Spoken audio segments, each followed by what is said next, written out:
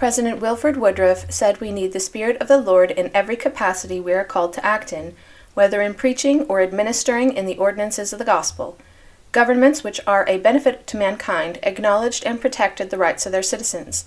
Men are recognized in their lauded possessions. Why should not the rights of God, who is the creator of all, be acknowledged? There have been some of his children who have been willing to acknowledge the rule of God, but such cases have been comparatively few. Many wars were fought prior to the supremacy of Rome for the political power, but since that time rivers of blood have been shed in the name of religion. The Lord has raised up many men to accomplish his purposes, though they themselves might not have been aware of this. Even the warriors of the ages have been raised up by him. When a people became wicked and corrupt, the Lord chastised them. This has been particularly illustrated in the people whom the Lord has chosen as his own. Kingdoms have been raised up to chastise his people for their transgressions. Then the Lord smote those who had afflicted his people in their turn. There never have been as many important revelations given at any previous times as in our day. All the keys and blessings of every dispensation have been restored through the prophet Joseph, who was a literal descendant of that Joseph who was sold into Egypt. Many of the saints now living were personally acquainted with Joseph Smith, and can testify to the truth of his testimony and the validity of his calling. The setting up of this kingdom and its ultimate triumph were shown in a dream to Nebuchadnezzar, and the interpretation was given to Daniel. We are living in the time referred to, and there never was a kingdom of as great importance as the one we are now laboring to establish. Joseph Smith labored in the ministry 14 years, and received during that time all the keys, ordinances, and priesthood that have ever been upon the earth.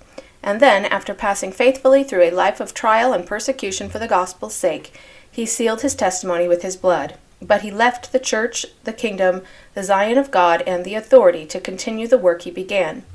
The principles of good and evil are placed before us, that we may choose which we prefer. But we should recognize that God and his power are greater than Satan and the power of evil. God will establish all that has been predicted by the holy prophets. God did not create this earth and people in it for the devil to possess and rule over. He will build up his own kingdom and redeem Israel, the Jews, and his saints. It requires a great deal of faith and labor on the part of those whom the Lord has raised up and gathered here to accomplish this.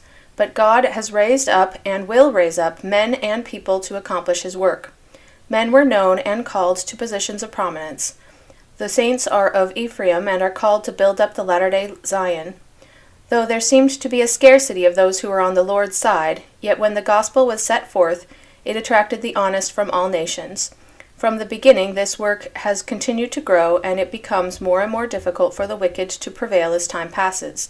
Brother Joseph F. Smith has remarked, the only time Satan had any chance to overturn this work was on the day it was organized. This kingdom has been set up never more to be thrown down, but will continue to progress until Zion shall be built up and become the glory and beauty of the whole earth. The saints have been tried and proven even unto death, and if they are not willing to do this, they will not be worthy to associate with those who made these sacrifices anciently. Jesus laid down his life for the truth. His apostles, with one exception, died violent deaths. Many of this people have lost their lives in this cause. He is satisfied with their integrity in this regard. Nor do I believe that this people will be required to shed the blood of the wicked, but the Lord will fight our battles and cause the wicked to slay the wicked, that the hand of this people may not be stained with the blood of their fellow men. But the saints will go forth and labor in the temples. Ever since the principle of patriarchal marriage has been published to the world, this people have continued to prevail, and if we will keep the commandments of God, he will take care of us. All of the laws and ordinances of the gospel are eternal in their nature, and all the righteous acts of the holy priesthood are recognized in heaven. We should be careful how we use our positions. We should not complain of a man called to preside over us. While God sustains him, I am willing to do so. I can assure the saints of one thing, that the Lord will not allow any man who presides over this church to lead this people astray. I know that God is with President Taylor and his counselors and is leading them right. I would sustain a man in any position, no matter what his youth or age, just as long as the Lord sustains him. There is more union among the leading authorities now than there was in our early history, and this principle is spreading abroad. We should sustain those over us in every position, and all be careful to sustain each other. The powers of the priesthood can only be exercised in righteousness, and cannot be used to pull down or oppress our brethren. This has been illustrated among this people in times that are past. We must beware of jealousy and prejudice. We should be careful to observe the laws and commandments of God. Let us labor in the temples for the redemption of the living and dead. Let us avoid bickerings and fault-finding. Let us keep God's commandments, pay our tithing, and perform all our duties. Let us remember our prayers, for they ascend into the ears of the Lord, and he will be with his people, and they will accomplish all that has been prophesied concerning them. Those who were the pioneers in this cause are passing away, but others are being raised up to fill their places. I feel to warn all people to beware of the way they deal with this people, for those who rise up against them shall not prevail, but will be broken and scattered, while Zion will roll forth and fill the whole earth. It therefore behooves us to observe all the laws and ordinances of the gospel, and the Lord will not forget his promises.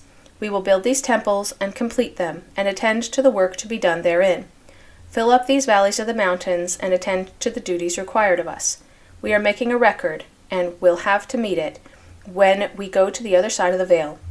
May God help us to be faithful and true to the end.